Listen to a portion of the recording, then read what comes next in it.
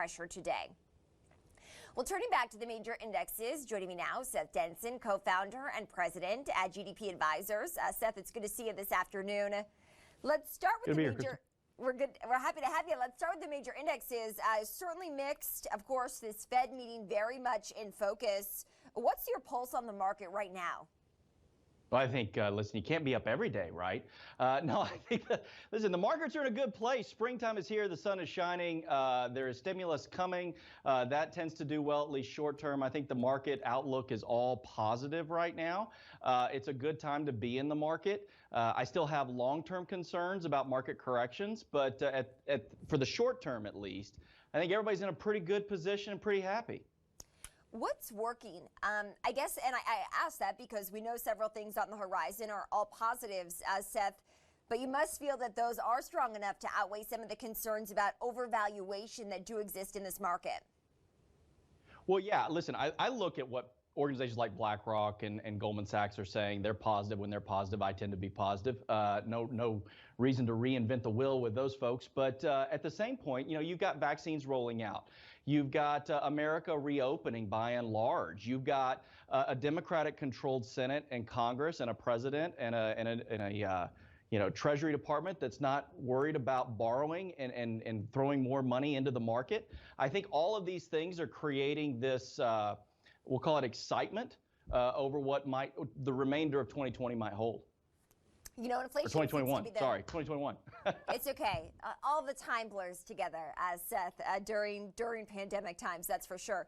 So inflation does seem to be the biggest concern among investors out there. It's one of the reasons that we've been seeing the 10-year yield rise and thus put pressure on some of the major indexes. Certainly if people are grocery shopping, if they're buying a home, they're definitely experiencing that inflation, and probably at the pump as well, the gas pump that is.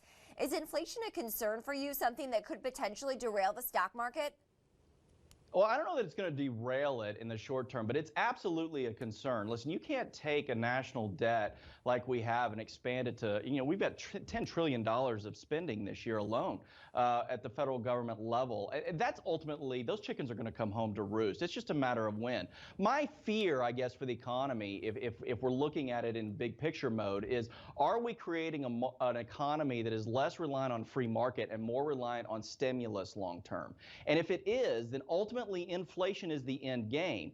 Certainly there's things like banks and others that will benefit from that, but at the end of the day, the stock market by and large won't. Now, that being said, I think that's why you're hearing organizations like BlackRock and some of these others look at saying, hey, we're going to take some more risk. We're going to invest in some things to maybe offset some of that. But I am concerned about long-term inflation and what that could do to the general public. Of course, we've heard from the Fed Chair Jerome Powell that he thinks as the economy does reopen that the pickup in inflation will be temporary. We've heard that from some of our other guests on this air as well, so it's interesting to get your take there, Seth.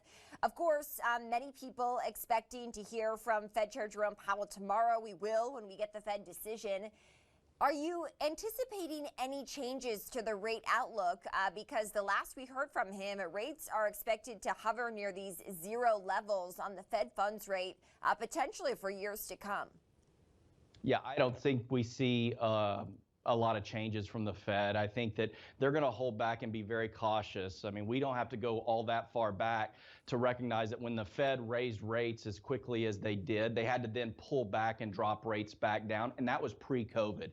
So I think the Fed's going to be very gentle and easy as they go into this and take a very, hey, let's just kind of wait and see what happens over the next few quarters before we do anything drastic. And even at that, I don't know that we ever see anything drastic, or I say ever, I don't think we see anything drastic in the near term, regardless of what the economy does. I think the Fed's going to kind of sit back and let the market do what it's going to do. In terms of sectors, are there certain ones that you're hotter on right now, Seth, and any potential sectors that you might be selling in your portfolio? Well, listen, the going out sectors I like, right? I still think that there's opportunities in the travel and leisure world. I think that there's some in the entertainment world that are going to be good buys and things to look at as the market continues to reopen. I like some of the used car, like CarMax and some of these others right now. I think that the auto industry is struggling from a perspective of chips and software, which means that the used car market's going to do quite well. I think there's some upside there. I think I'm probably going to start pulling back from the stay-at-home stocks a little bit, and maybe, you know, kind of throw my hands up a little bit on those. I think those have done well, but I think they may have peaked. But again, those going out stocks, those leisure stocks, those travel stocks, I think there's some opportunity. There's still some gains to be had. Yesterday, we did hear from President Biden and the expectation of what tax policy is going to look like now that he is in office. And we do expect tax hikes on the horizon if they can make their way through Congress. Is that on your radar? It's absolutely on my radar, and it's a concern. Listen, I think that our economy right now is very volatile, and it's way too volatile to be doing drastic tax policy. I mean, even by their own estimations, this is going to generate about $2.1 trillion in revenue over a 10-year period, and to me, that's just not worth it. The juice just isn't worth the squeeze in the short term. We need to let the markets do what they need to do. We need to let the economy fully recover before we go and start taxing things like capital gains and small business owners, which, you know, I know that over $400,000 number seems like a big number, but that's a lot of small business owners who have already been kicked during this. And so my hope is that they'll take a pause and let the economy just do what it is. Sometimes staying in place is a good thing. Mm-hmm. All right, Seth, we got to leave it there. Thank you so much for joining Seth Denson, co-founder and president at GDP Advisors, with the Markets Closing Mix today. Coming up, everyone, famed auction house Sotheby's getting in on the NFT or Nifty craze. We're going to dive into that.